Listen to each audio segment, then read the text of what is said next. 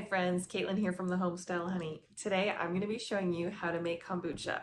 We're going to brew and bottle from start to finish kombucha. We're going to be making pumpkin because it's fall, and we're just going to make a frozen fruit one, probably strawberry.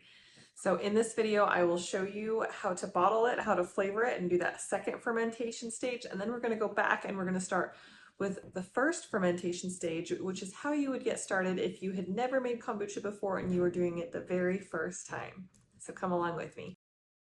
So first, some great simple tools that you're going to need are bottles. Now you can definitely reuse like a store-bought bottle like this. These glass top ones with the little lids right here work really well. And you can even use something as basic as a mason jar. You're going to want your tea, either loose leaf or tea bags. You're going to need a glass jar like this that you can put a cloth on top of and a rubber band. You're going to need a liquid measuring cup, sugar, a ladle, and a funnel. So that's all you need. So let's get started. To bottle your kombucha, you're going to put your flavoring and some of the kombucha and mix it together. And we're going to do what's called F2. So that's fermentation 2. This is where we take the pretty much ready to go kombucha and we add our flavoring. And then once it goes in the bottles, so you would put it, say, in a bottle like this, cap it, and it's going to sit on your countertops for 1 to 2 days typically. You could leave it longer to have more carbonation built up, but you want to be careful and not leave it too long, because then when you pop the lid off, it could explode on you. It could even explode on your own. Heat will make the fermentation happen quicker, and so it is more likely to have that happen if it's warm in your kitchen and you're living in a warm area. I like 1 to 2 days personally. That will give me a little bit of bubbles, but not a ton. And then usually by the time I'm ready to brew these, I'm out of kombucha, so I just want to get it brewed so I can drink it. So I don't use an exact measurement on this, and that's what's beautiful, is you can make this to basically fit how you like it. So I'm doing a single serving blender. This is about 16 ounces, and I do either my frozen fruit to about here. Because I'm using pumpkin puree, I'm going to do it to about here. So that's about a little over an inch of puree. I don't know what that measurement is. I would estimate about 1/4 cup. It's going to look like this. There we go. So we're just going to add that in there about like that. And then we're going to add a little bit of kombucha. We're probably going to go about 3/4 of the way up. Sometimes if I'm doing a larger batch, I might go closer to the fill line, but it will froth when you do this, so you don't want to go quite to that max fill line. And the more puree or fruit or flavoring that you use, the stronger the flavor will be on your kombucha.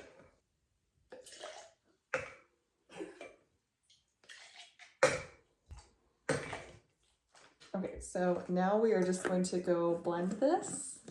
Okay, we have our flavoring with our kombucha brewed. This is more concentrated, so you're only using a little bit in the bottom of your bottle, and then you top it off with kombucha.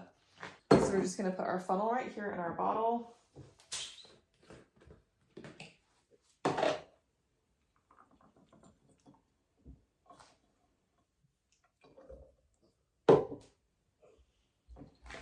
So I put about this much of the flavored concentrate in the bottom. That's probably about 3/4 of an inch to an inch. I'm not measuring exactly, and that's all I do, and the rest gets topped off with kombucha.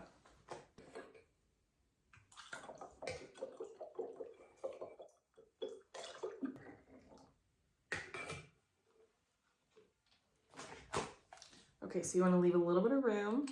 We're just going to put the lid on it.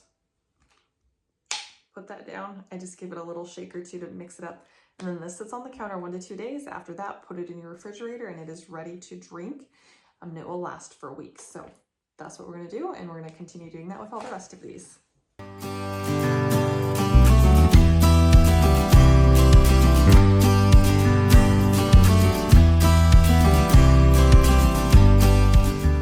Some of my favorite flavors is I just grab whatever is in season and I start there. So times like this, I will buy fresh apple cider. So not apple juice, but the fresh unfiltered apple cider. And that is really delicious and really easy.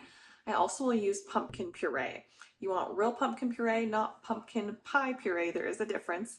So just that plain pumpkin puree.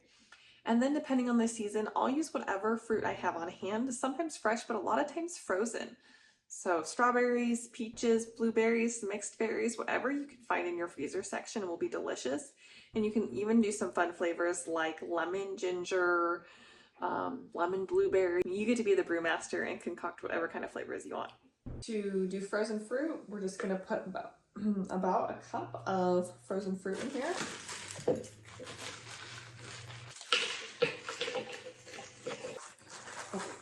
It's maybe a little more than a cup, but that's okay. This is not something that has to be an exact science.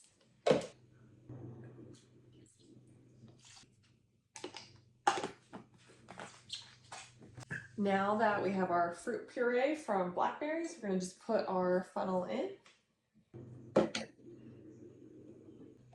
This is a little thicker than I would like it, so I could have reblended it with a little more liquid, but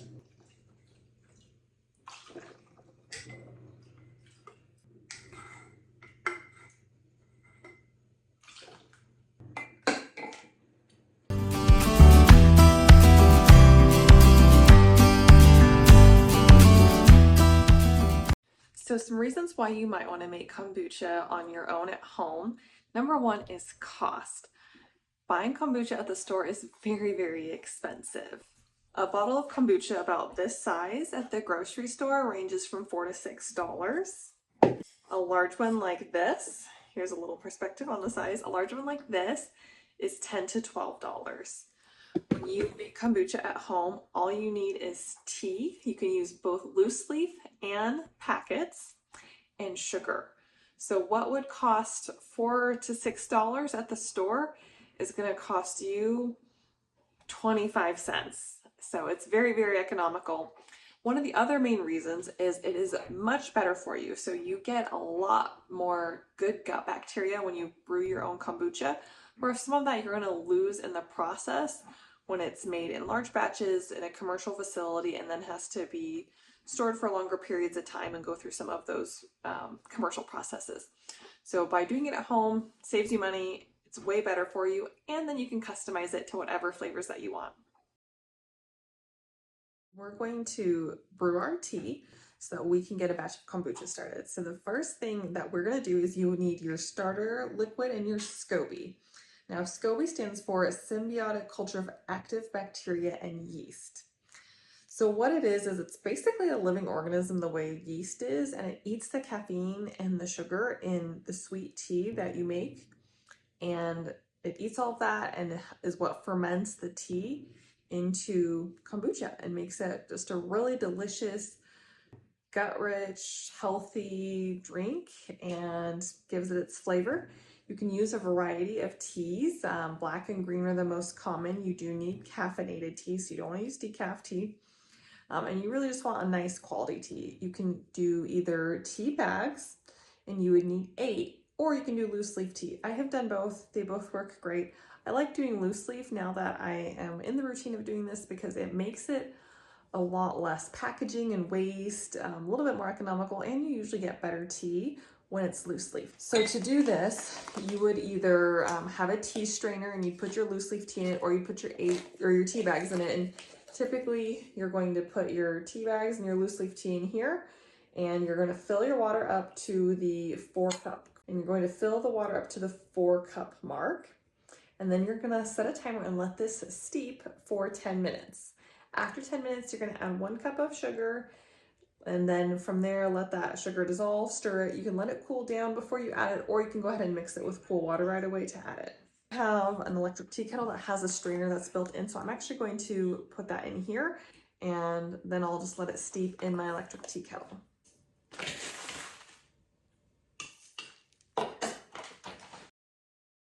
Sugar in. Okay, so I have a pitcher of roughly four or so cups of cold water. Add my hot sweet tea to this. If you don't want to add your tea when it's too hot to the kombucha, it could be harmful for your SCOBY. Or And we want to leave a little bit of space because this can rise. I have overflowed it before, so all we do is then put our cloth on, put a rubber band on, and then this just needs to sit where it's not in direct sunlight and not going to be bothered or moved. And it will just sit for 1 to 2 weeks, however long you want it to ferment. And then we will be ready to brew at the F2 fermentation stage. Thank you so much for taking the time to watch this video and learn how to brew kombucha from start to finish. I hope you enjoyed. Please leave a like and a comment below and tell me what your favorite part was.